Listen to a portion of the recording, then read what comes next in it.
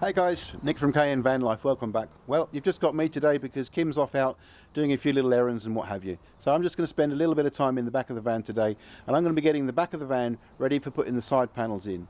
So I'm going to be using some hex riv nuts, which I'm going to be attaching to the side of the van. So that's going to take the furrings that's going to support the bed and the upper lockers and also the side panels when we come to board out the van. Come on guys, let's get onto it.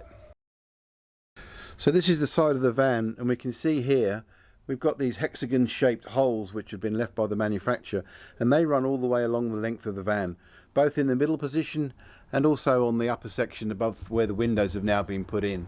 And that's an ideal place for us to put some wooden battens that's going to take the strain of the things like the bed and the upper lockers.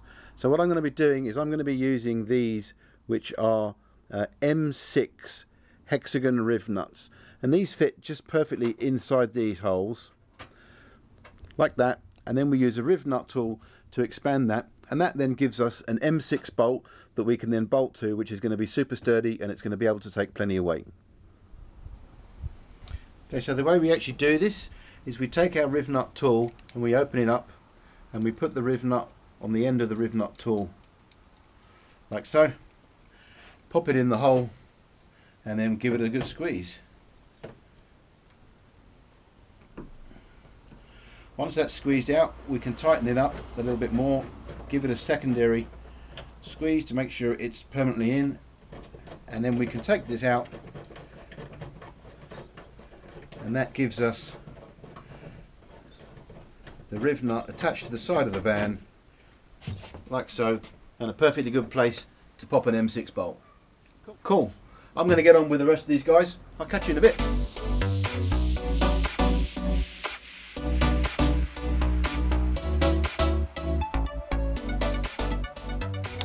So now I've got all the riv nuts in place along the side and along the roof of the van. We're going to start putting the battens which are going to go along these ridges of the van, and that's what's going to hold our roof lining on.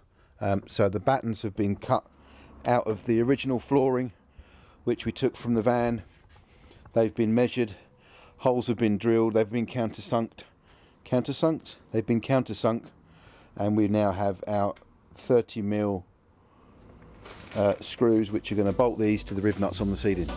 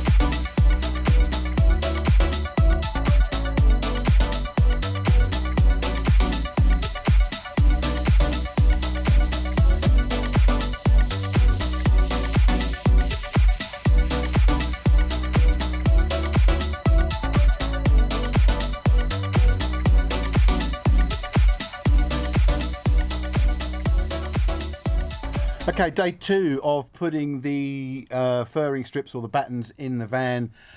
Last time, which is just a couple of seconds for you guys, we did all the roof strips, which you can see behind me, and we did the first high level strip on the passenger side. So today we're coming over on the driver's side, and we're going to be doing the strips on the side to hold the bed up and to hold the cupboards at the top. I'm going to stick a time lapse on. Let's get to it. If any of you are interested how I'm marking these holes that I'm putting in these furring strips, what I'm doing is where I've got the riv nuts in the side of the van, I'm using these are speaker spikes, and you put them on the bottom of your speakers to stop the vibration.